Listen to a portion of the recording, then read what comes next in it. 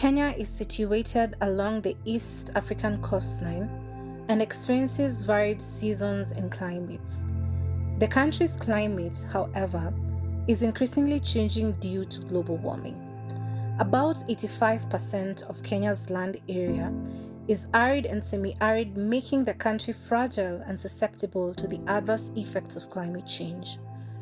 The northern areas of the country, known to be the hottest, are experiencing frequent and prolonged droughts, increased temperatures, and unpredictable rain patterns.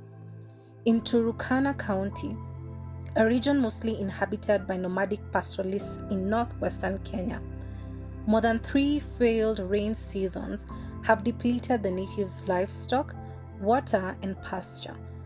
This has forced them to explore other sources of livelihood, such as agriculture and fishing. Naitwa Francis Loyete Mwanika. Niko na miaka 49. Niko na mwenzangu wa ndoa. Kuna watoto 8. Kwa maisha yangu ya kila siku mimi ni mkulima wa mashamba na mkulima wa mbuzi. Nyarta mer ayana Loyete ke dunia lo turkon kani. Panyaner botu akada lo kwal kalamana. Tayente tuna turkana panikola tena ukwadhe arayapedhe. Baba alikuwa ndio mwenye alikuwa hata kwa hii shamba yenye anakaa saa hii. Wao walianza ukulima, hata mimi nilikuwa mtoto tu nikawapata wanalima hapa, wanatumia ile kuna kijiti kingine inaitwa kwa Kiturkana akutwa. Atar ba aja kentala tar ko terang dalo kulne kuranya nyoronye tadaka tu ape wanya kariang ibere wag nini nyirimta ka paratu akale ke chamanne wekenet ngalikin ta kama ngabaran kata mati na chuna lo kul tadauna kwa rengna apa dalama na ngezi ngaragini jigini poye ngende Fugaji ni kidogo tu, lakini ukulima ndio inasaidia. Mahindi inatusaidia kuweka chakula za nyumbani na kuuza zingine. Watermelon inafanywa kutafuta pesa ya kusaidia nyumbani, kusomesha watoto. Hii tu ni kitu ya kuuza, unabadilisha kama unataka chakula kingine, unanunua chakula kingine. Ile mafuno tulifuata juzi, tukapata ka pro box kidogo ya kubeba matunda yetu. Tunasaidia watoto wa majirani, tunawapeleka hata hawa kwa shule, karibu 3. Hali ya hewa hapa sijaelewa chanzo yake ni nini, lakini tumeona kila kitu imebadilika. Hata mahali ilikuwa na msitu imechomeka, mahali ilikuwa na nini mchanga, tulikuwa tunafuata mvua mara 3 kwa mwaka ama mara 2. Saa hii hatufati, tunapata karibu mara 1 kwa mwaka 3. Hizo vitu sasa ndio sisi tunaelewa kama kuna mabadiliko, imebadilika kwa hali ya anga. Eyei tokana tena takna ngamunye kereka dungudu ibegeli adawa kuwa ngola kuna kuwa ginya hakuna tenia maindi tajuta lokonyikini kwenu kala konene kala kumujukona. Mambo na maji inakuja mara 2. Ya kwanza itaweza potea, ya pili maji itaweza kuwa mingi. Maji ikikataa kupatikana, sasa ukulima sasa inakuwa ngumu. Challenge zingine ni magonjwa. Kuna vitu kigeni imetokezea kwa ukulima. Ngabarana jonga ta tia kauga kolonga dauno tor kolonga ite ta terbo janga tonga tamete boni penya yi. Upande wa mbuzi ukizunguka mara 3 kwa boma yao, unachukua hii kesho, unachukua hii. Na hii miradi kama ya kusomesha watoto ya nini haiwezekani na mambo ya mbuzi.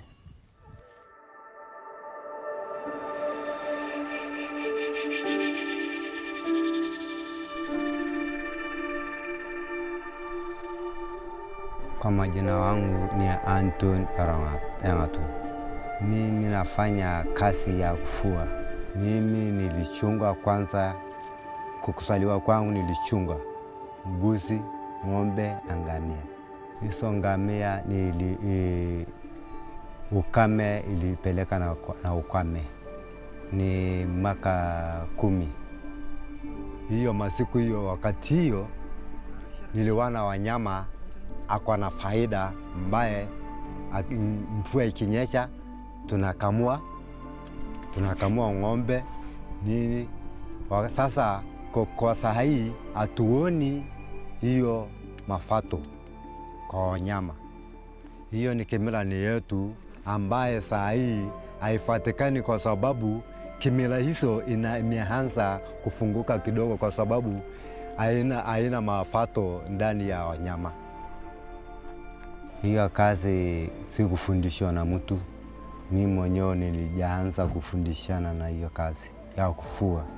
Nikifaulu, yani vile ninafuafua, nikifaulu ninategemea vile ninafuata mapato. Wakati hiyo ya kwanza mimi kufua, kufika baadaye ya mwaka vile tulifua, hii samaki ifatikani. Ilikuwa kwa sababu kwa hii bahari yetu ikukuja tunafuata samaki, ikianda hivi inafuatia samaki kwa sababu ya mistuni, na samaki inaingia ndani ya mistuni kwa kukuja nje. Kwa kukuja nje ni mwaka 5. Kwa vile sasa inataka kuenda, sasa haifatikani samaki kwa sisi. Mvua inyeshe ndio tufate samaki. Namaliza mwaka 3 kwa sasa ya kushona makaa, ya kushona mkeka, matis. Hiyo kazi makaa ndio inawezekana kusaidia ya makaa, lakini matis haisaidii. Serikalini alisema hakuna kushona makaa, sasa mkokaa. Kwa wakati sasa wanakula haina chakula ingine ambaye binadamu ataweza kumpata chakula, ni samaki. Tukufuata unga tunatumia kwa samaki. Hakuna sukuma, hakuna nini, hakuna cabbage, hakuna. Nategemea ufufu kwa sababu nyasi haifatikani. Mwenye climate saa hii ambayo tuko saa hii, mahana kwa sisi wafuaji hakuna usaidizi. Mwingine akifuata shida hakuna vile anasaidia, maana hakuna yeye mwenyewe naye hakuna vile anasaidia mwingine.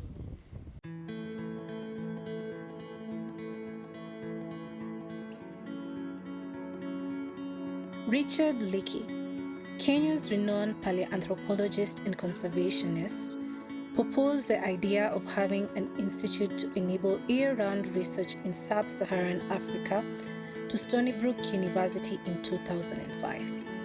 The university supported the idea and committed funds to establish the Turkana Basin Institute.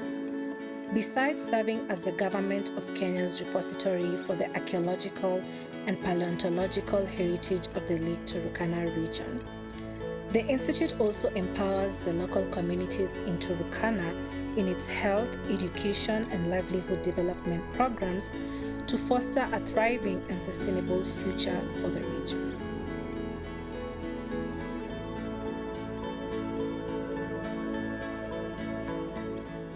My name Michael Kitumba Kalia. I work as an agronomist in Turkana Basin Institute. I love my job because I'm just passionate about it. There is also food, and also you can also earn living. When I was young, it's where I started. I was doing some garden work with my father. Then I was attracted to it. Then I started doing it up to now.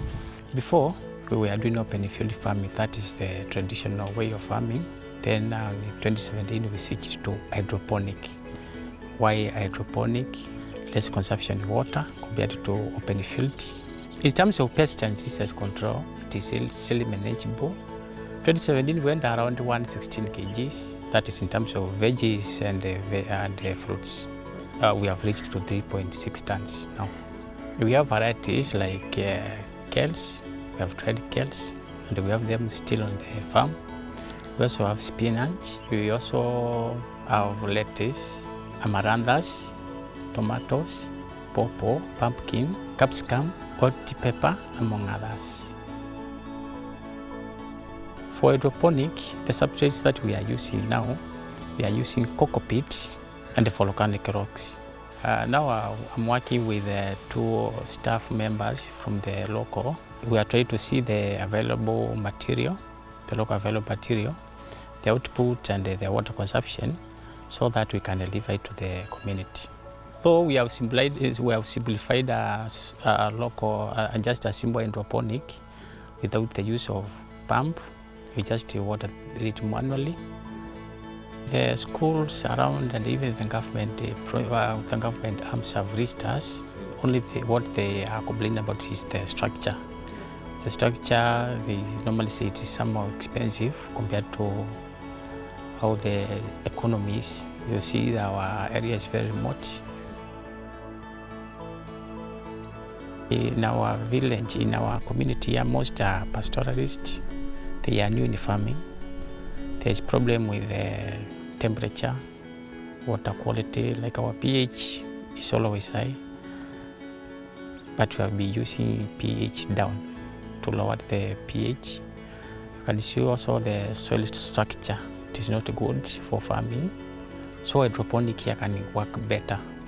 You don't have plenty, but you have constant supply of veggies all the time. That is one advantage. 2, there is full utilization of nutrients compared to open field. Pest and diseases can also easily be manageable compared to, when you compare to open field. And also in terms of harvesting, you harvest for a long time. Like we have tomatoes that we planted on last year, September, and they are still on the farm. Also have some spinach that also we planted on November.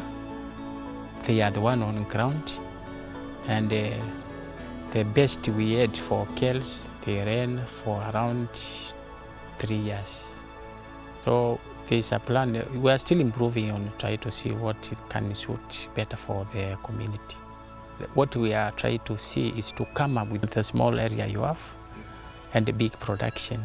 We are also learning. So whenever you feel like you have something we can share. So this is an institute, it is a research center, and that is not the end.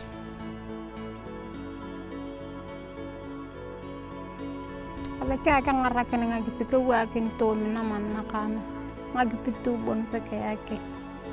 Atiyara tuje kingarakitu ada ngagipi. Mfadhili akipatikana kuja Turkana anahitaji wafanyiwe mambo ya ukulima kwanza, kuboresha ukulima ya Turkana community kwa jumla.